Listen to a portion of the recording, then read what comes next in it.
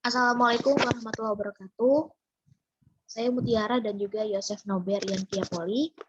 Hari ini akan mempresentasikan hasil kerja kelompok kami yang berjudul Konsep dan Rencana Pembelajaran.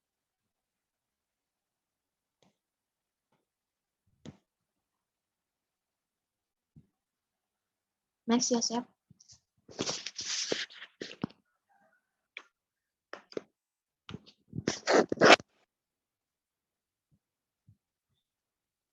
Baik, latar belakang dari adanya pembahasan hari ini adalah perencanaan adalah pemikiran sebelum pelaksanaan suatu tugas. Jadi perencanaan pengajaran berarti pemikiran tentang penerapan prinsip-prinsip umum mengajar tersebut di dalam pelaksanaan tugas mengajar dalam suatu situasi interaksi guru dan juga murid, baik di dalam kelas maupun di luar kelas. Perencanaan pembelajaran didasari oleh beberapa konsep. Konsep-konsep itu dibahas pada awal usaha menguraikan perencanaan pendidikan ini, dengan maksud agar pemahaman tentang perencanaan lebih mudah dan juga lebih mendalam.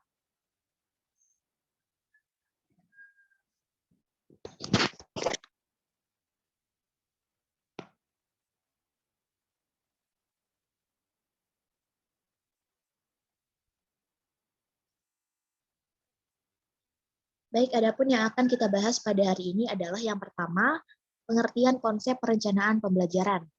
Yang kedua, prinsip perencanaan pembelajaran. Ketiga, tujuan perencanaan pembelajaran. 4, jenis perencanaan pembelajaran. Dan yang terakhir, fungsi perencanaan pembelajaran.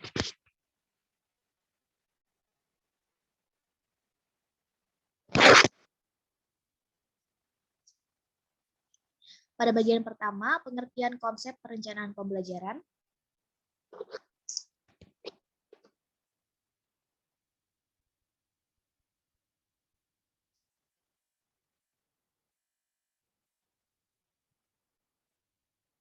Apa itu perencanaan? Menurut sumber yang didapatkan dari jurnal karya Dimyati dan juga Mudiono dengan judul Belajar dan Pembelajaran, penerbit PT Rineka Cipta Jakarta 2011, terbit tahun 2011, halaman 198, perencanaan menurut Cokro Amijojo adalah merupakan suatu proses mempersiapkan secara sistematis kegiatan-kegiatan yang akan dilakukan untuk mencapai suatu tujuan tertentu. Perencanaan adalah suatu cara bagaimana mencapai tujuan sebaik-baiknya dengan sumber-sumber yang ada supaya lebih efektif dan juga efisien. Sedangkan menurut Listianingsih tahun 2014 halaman 90, perencanaan merupakan suatu proses yang kontinu yang meliputi dua aspek, yaitu formulasi perencanaan dan juga pelaksanaannya. Perencanaan dapat digunakan untuk mengontrol dan mengevaluasi jalannya kegiatan, karena sifat rencana itu adalah sebagai pedoman pelaksanaan kegiatan.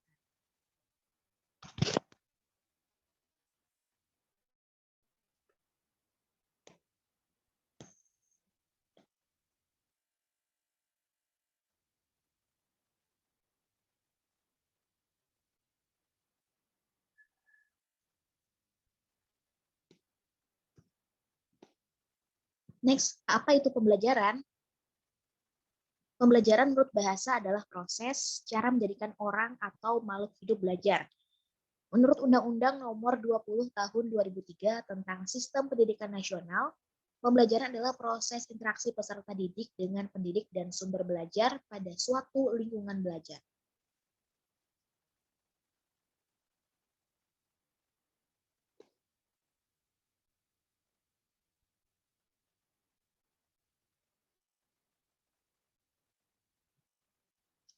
Maka, apa itu perencanaan pembelajaran?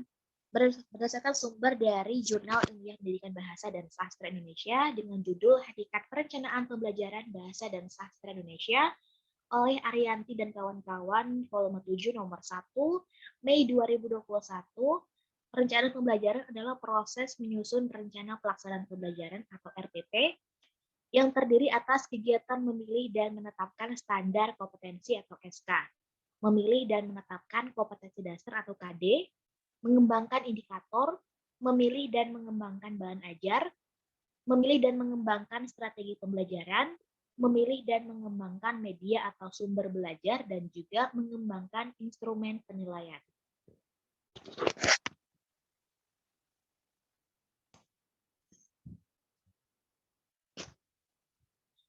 Pada bagian B adalah prinsip perencanaan pembelajaran.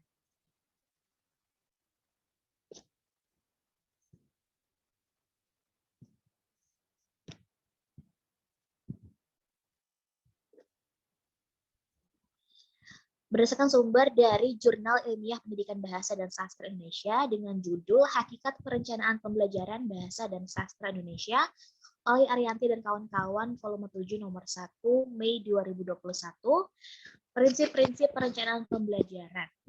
Perencanaan pembelajaran merupakan bagian yang tidak terpisahkan dari kurikulum. Oleh karena itu, perencanaan pembelajaran juga sering disebut sebagai kurikulum tingkat atas. Perbedaan antara kurikulum dengan pembelajaran lebih bersifat rentangan atau kontinu. 3 komponen pokok dalam pembelajaran tentu saja adalah guru, siswa, dan perencanaan. Kemudian, menurut Uno Hamzah tahun 2008 halaman 2 mengatakan bahwa prinsip-prinsip umum yang dijadikan pegangan untuk melaksanakan perencanaan pembelajaran adalah yang pertama, mengajar harus memiliki pengalaman yang sudah dimiliki siswa. Kedua, pengetahuan dan keterampilan yang diajarkan harus bersifat praktis. 3, mengajar harus memperhatikan perbedaan individual setiap siswa. 4, kesiapan dalam belajar sangat penting dijadikan landasan dalam mengajar. 5, tujuan pengajaran harus diketahui siswa. Dan yang terakhir, mengajar harus mengikuti prinsip psikologis tentang belajar.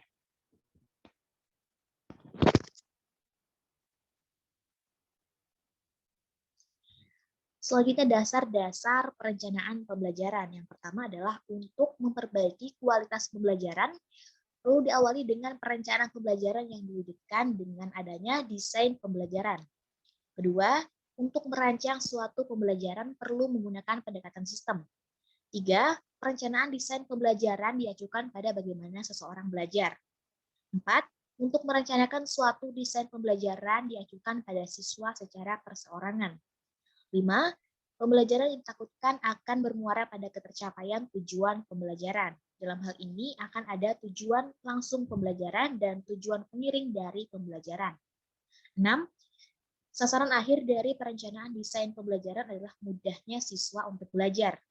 7, perencanaan pembelajaran harus melibatkan semua variabel pembelajaran. Dan yang terakhir, inti dari desain pembelajaran yang dibuat adalah penetapan metode pembelajaran yang optimal untuk mencapai tujuan yang telah ditetapkan.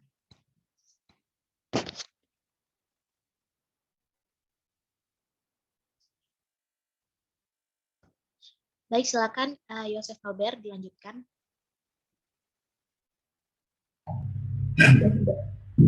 Selanjutnya adalah tujuan perencanaan pembelajaran.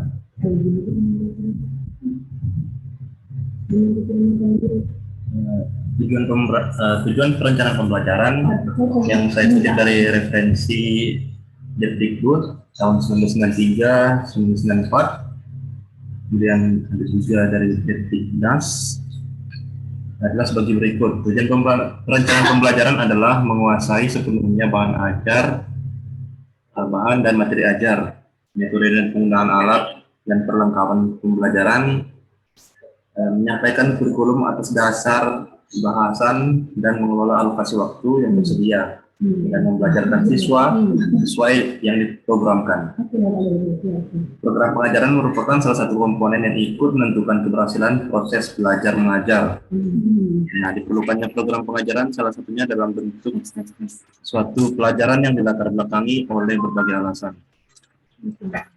Tujuan pengajaran bahasa dirumuskan dalam rangka mencapai fungsi suatu bahasa dengan mempertimbangkan kedudukan dan fungsi bahasa Indonesia, baik dalam kedudukan sebagai bahasa nasional maupun sebagai bahasa negara, serta sastra Indonesia sebagai hasil cipta intelektual dalam produk budaya. Kemudian fungsi mata pelajaran bahasa dan sastra Indonesia itu diarahkan sebagai sarana pembinaan pengetahuan dan persatuan bangsa, sarana peningkatan pengetahuan dan keterampilan, dalam rangka pelestarian dan pengembangan budaya. Kemudian sarana peningkatan pengetahuan dan keterampilan untuk meraih dan mengembangkan ilmu pengetahuan, teknologi, dan seni. Kemudian sarana menyebarluaskan pemakaian bahasa Indonesia yang baik untuk berbagai keperluan menyangkut berbagai masalah, dan juga sarana pengembangan penalaran dan sarana pemahaman beragam budaya Indonesia melalui Khazanah Kesusastraan Indonesia. Kemudian yang bagian selanjutnya adalah fungsi perencanaan pembelajaran. Dalam fungsi-fungsi perencanaan pembelajaran, di sini ada fungsi kreatif, fungsi inovatif, kemudian ada juga fungsi selektif, fungsi komunikatif, ada juga fungsi prediktif, kemudian ada fungsi akurasi, fungsi pencapaian tujuan, dan juga fungsi kontrol. Selanjutnya adalah jenis perencanaan pembelajaran.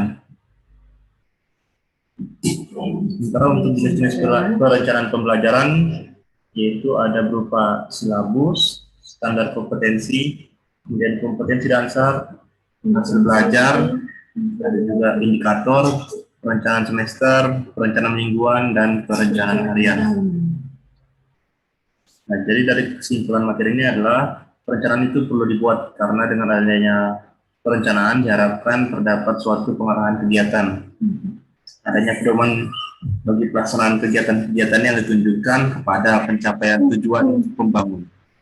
Perencanaan persiapan mengajar sesungguhnya bertujuan mendorong guru agar lebih siap melakukan kegiatan pembelajaran dengan perencanaan yang matang.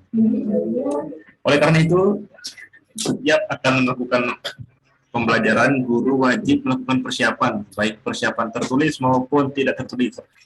Jika guru tanpa persiapan, maka hal tersebut akan merusak mental dan moral peserta didik. Nah, saya akan menutup presentasi ini dengan sebuah quotes dari Antoine de Saint-Exupéry.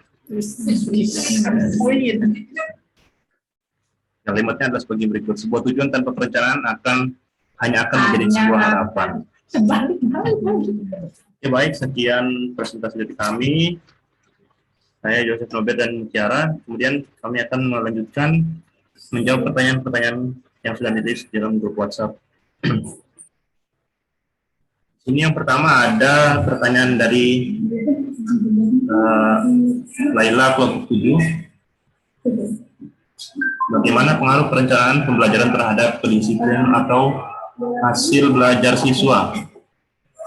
Di sini saya merujuk atau mendasarkan penjelasan berdasarkan jurnal yang berjudul Pengaruh Perencanaan Pembelajaran Kedisiplinan. Pengaruh perencanaan pembelajaran kedisiplinan terhadap hasil belajar dari Universitas Islam Malang, jurnalnya volume 21 nomor 2 Agustus 2019. Nah, di sini dalam penelitian ini tujuan yaitu untuk menganalisa dan mendeskripsikan tentang pengaruh rencana pembelajaran dan kedisiplinan terhadap hasil belajar siswa secara simultan atau bersama-sama di sekolah menengah tujuan atau SMK, Al-Qazini dan Madrasah Alia. Nah, di sini saya paparkan juga ada data mengenai hasil penelitiannya dalam jurnal tersebut, yaitu di sini menggunakan penelitian metode kuantitatif dan juga maksudnya menggunakan metode kuantitatif deskriptif nih, karena di sini terdapat data-data yang berupa angka.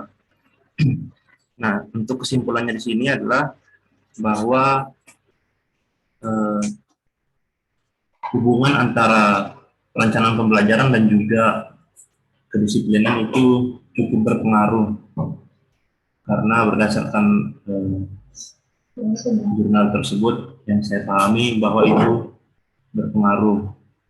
Kita bisa lihat di sini nilai bahwa dikatakan nilai R seperti yang telah disebutkan di atas memang belum menunjukkan hubungan sebab akibat, hanya menjelaskan tentang tingkat kekuatan hubungan. Nah, kemudian dia menyebutkan, jurnalnya menyebutkan jika nilai tersebut diinterpretasikan, maka di sini ada R-nya sebesar 0,465. Nah, ini tingkat kekuatan hubungannya itu dikatakan cukup. Nah, oke, langsung saja. Apa sih perencanaan pembelajaran seperti yang tadi kita sudah jelaskan di materi, yaitu untuk merencanakan langkah-langkah apa saja yang hendak dilakukan dalam aktivitas mengajar. Perencanaan tersebut dilakukan untuk menata dan menjawab pada bagian-bagian pembelajaran, sehingga arah dari kegiatan pembelajaran mulai dari isi, materi, metode penyampaian, dan teknik pembelajaran, serta cara mengevaluasinya itu menjadi jelas dan sistematis. Kemudian, kegiatan belajar mengajar dilakukan berdasarkan target yang sudah ditetapkan oleh institusi pendidikan.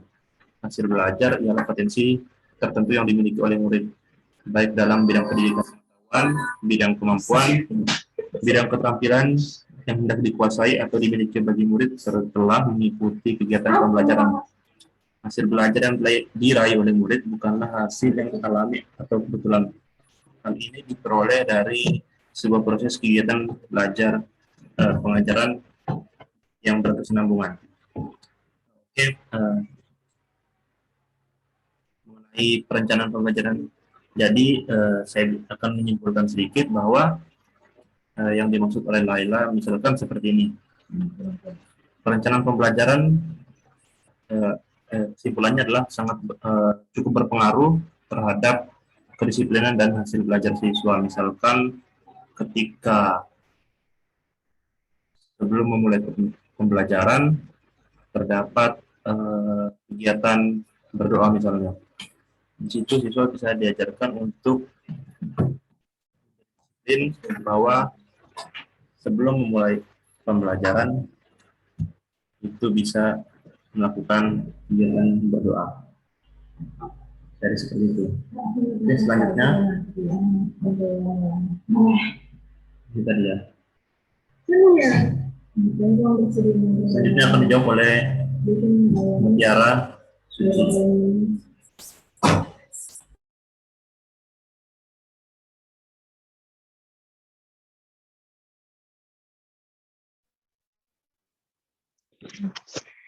Baik, selanjutnya saya akan mencoba menjawab pertanyaan dari Arifa Adlina, kelompok 5.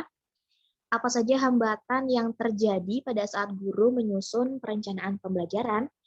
Sebelumnya terima kasih Arifa Adlina atas pertanyaannya. Di sini saya akan berusaha menjawab berdasarkan sumber yang saya dapatkan dari buku dengan judul Perencanaan Pembelajaran, penulisnya Ahmad Nur Sobah dan terbit di Desember tahun 2019.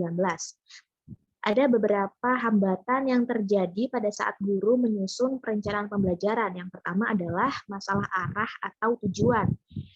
Nah, ini bisa dari rumusan masalah yang dibuat oleh guru terlalu luas dan tidak operasional, sehingga sulit diukur dan juga diobservasi yang berakibat tujuan pengajaran yang tidak dipahami oleh siswa.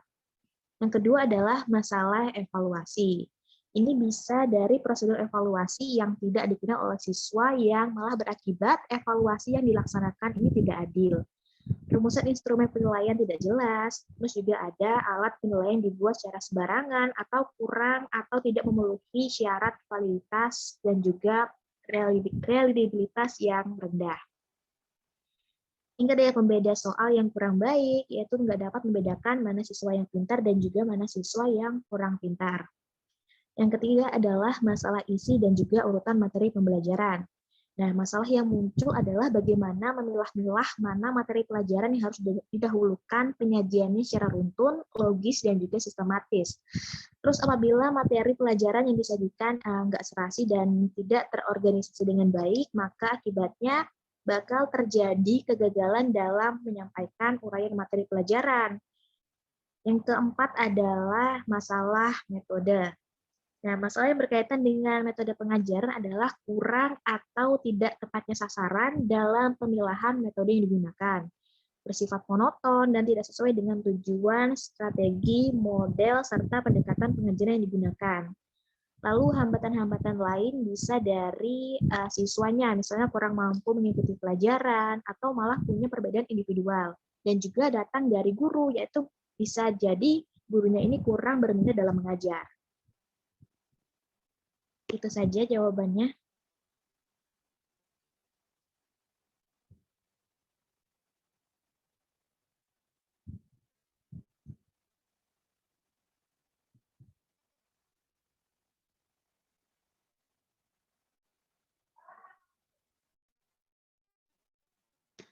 Baik, saya akan mencoba menjawab pertanyaan dari Lilis lagi.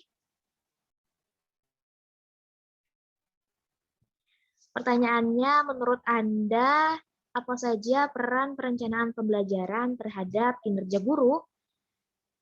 Baik, terima kasih Lilis atas pertanyaannya. Di sini saya akan berusaha menjawab dari sumber yang saya dapatkan dari Jurnal Pendidikan Anak tahun 2019 dengan judul Peran Perencanaan Pembelajaran untuk Performance Mengajar Guru Pendidikan Anak Usia Dini oleh Vivi Sufiati dan juga Sofia Nur Afifa, Program Studi Pendidikan Anak Usia Dini, Fakultas Keguruan dan Ilmu Pendidikan Universitas PGRI Madiun.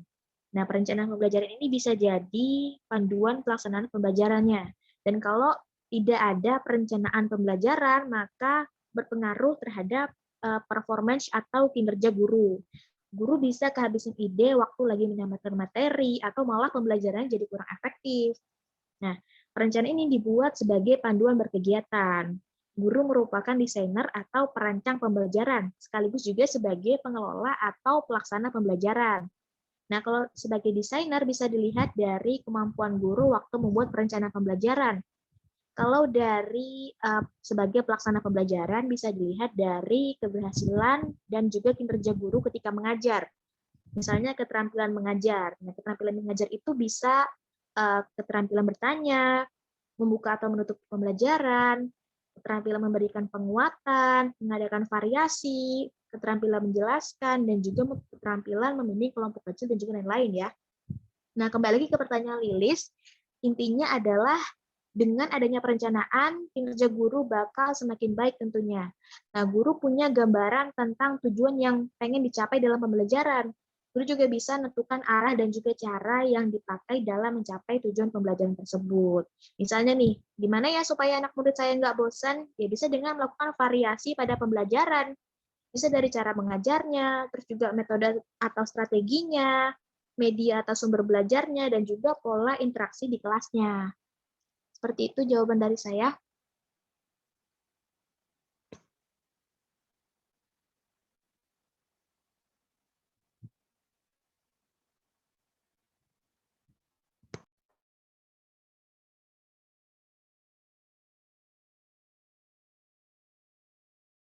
Begini, masuk di toples terus toplesnya itu udah penuh itu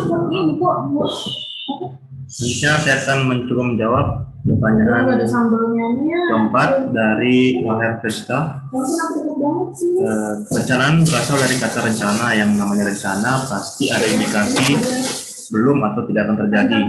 Kira-kira apa yang membuat perencanaan pembelajaran yang sudah dirancangkan sedemikian rupa menjadi gagal atau tidak berhasil?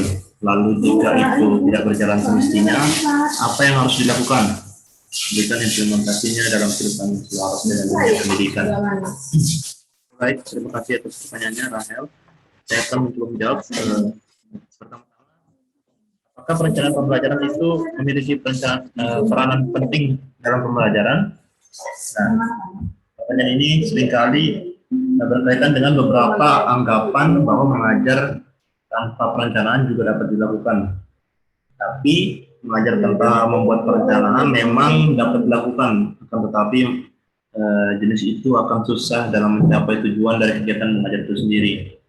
Hal tersebut karena mengajar tanpa perencanaan akan memiliki fokus pembelajaran yang kurang, metode dan teknik penyampaian yang apa adanya dan seadanya, kemudian materi yang hanya seadanya, kemudian manajemen waktunya juga menjadi tidak proporsional.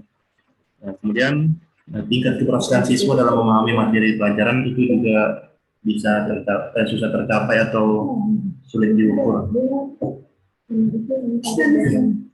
Nah, di sini selanjutnya saya akan untuk menambahkan penjelasan saya akan merujuk penjelasan saya berdasarkan jurnal dari yang berjudul Analisis Kemampuan Guru dalam Perencanaan Pelajaran.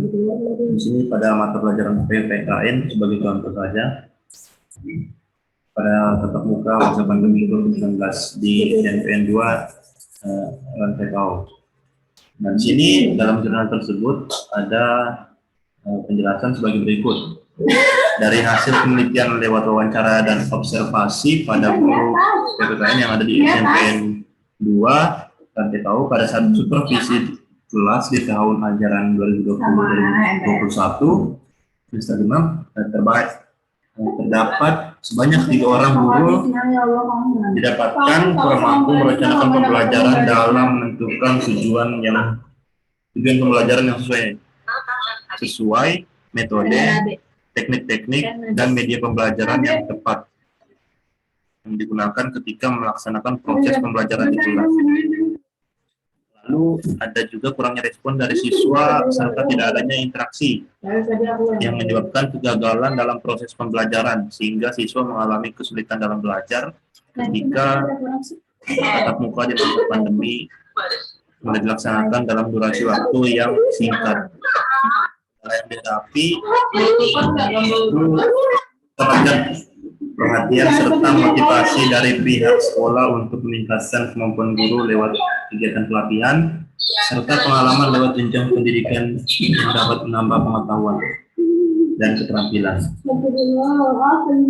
Nah, di sini perencanaan pembelajaran itu kan tadi memproyeksikan tindakan apa yang akan dilaksanakan dalam pembelajaran.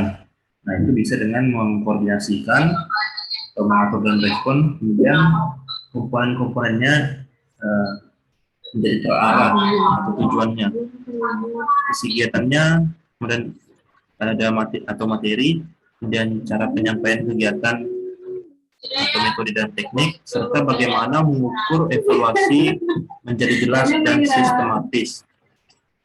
Kemudian sebelum melakukan pembelajaran di kelas, sebaiknya ya guru harus mempersiapkan perencanaan pembelajaran terlebih dahulu. Nah, dalam mempersiapkan rencana pembelajaran, guru harus memiliki kemampuan seperti 4C, yaitu komunikasi, communication, kolaborasi atau kolaboratif, critical thinking dan problem solving atau berpikir kritis dan memecahkan masalah, dan creativity and innovation atau inovasi dan kreativitas. Nah, itu biasa dikenal juga sebagai keterampilan abad 21. Dalam perencanaan pembelajaran, guru harus mengaitkan 4 keterampilan tersebut agar pembelajaran berjalan dengan efektif dan efisien. Nah, berdasarkan pertanyaan Rael, lalu jika implementasinya dalam kehidupan dalam dunia pendidikan itu bagaimana? Perencanaan pembelajaran kan memang tidak selalu berhasil ataupun tidak selalu juga, karena sebenarnya ini nanti akan berpengaruh atau berkaitan dengan pertanyaan selanjutnya. Tapi misalkan dalam kondisi seperti kondisi sekarang ya, atau kondisi kemarin dalam pembelajaran online, itu perencanaan pembelajarannya juga akan tentunya memiliki banyak masalah. Misalkan seperti banyak siswa yang kurang memahami karena interaksinya kurang. Nah, hal tersebut tentunya di sini seperti yang tadi kita maksud saya seperti yang saya jelaskan beberapa penjelasan dari jurnal ini, bahwa solusinya adalah dilakukan dengan tatap muka. Itu pun dalam waktu yang terbatas, artinya juga ini mereka masih dalam durasi waktu yang singkat.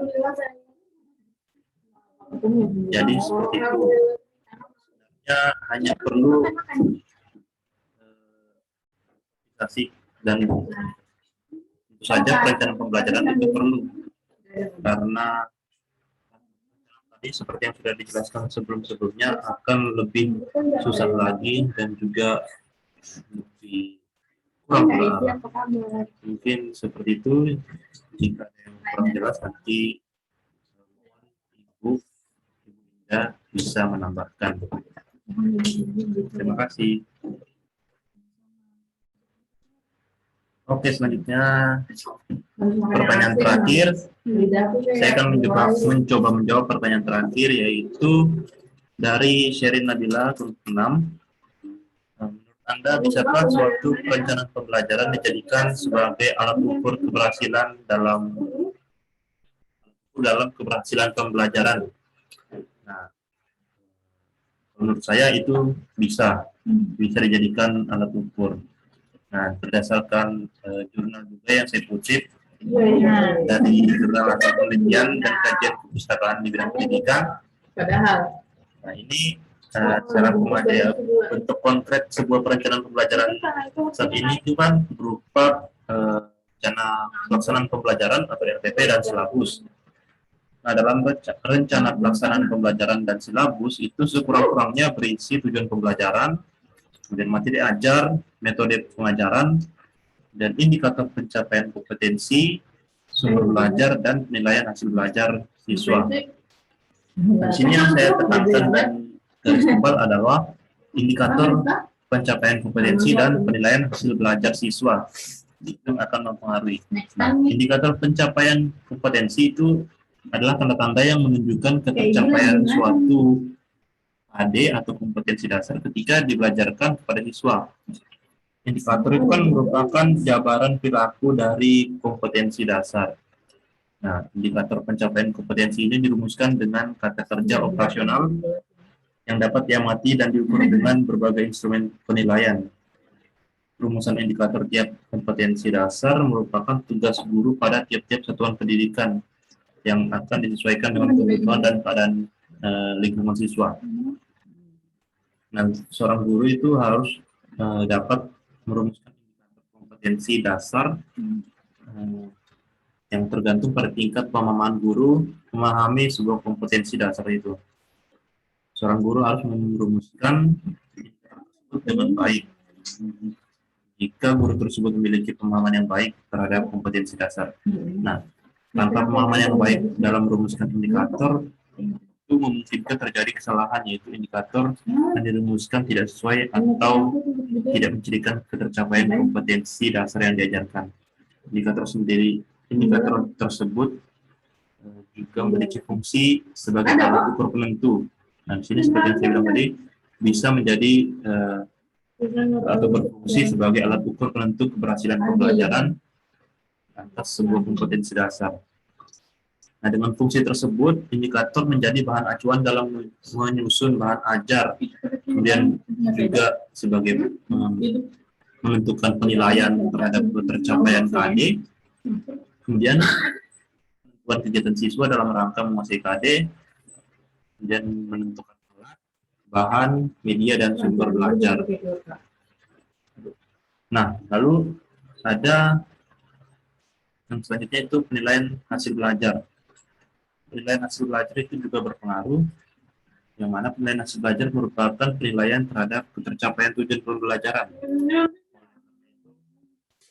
Indikator tadi atau indikator penguasaan kompetensi dasar harus termuat dalam instrumen penilaian yang dibuat.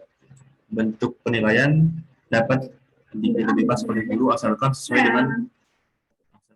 untuk menunjukkan dan menggambarkan ketercapaian kompetensi yang diharapkan. Dalam membuat penilaian hasil belajar, guru juga harus menyediakan jawaban atau alternatif jawaban serta pedoman penilaian agar terdapat kejelasan dalam pengukuran tingkat keberhasilan siswa dalam memahami kompetensi dasar yang disampaikan. Jadi, Sherin Nabila bahwa perencanaan pembelajaran bisa dijadikan alat ukur dalam keberhasilan pembelajaran, yaitu dengan indikator pencapaian kompetensi dan juga penilaian hasil belajar siswa, yang mana keduanya saling berhubungan dan berkaitan. Oke, baik. Cukup sekian presentasi dari saya, Yusuf dan Mutiara. Mungkin langsung kami tutup. Terima kasih dan selamat pagi, siang, Pagi. sore, malam. Terima kasih Bapak.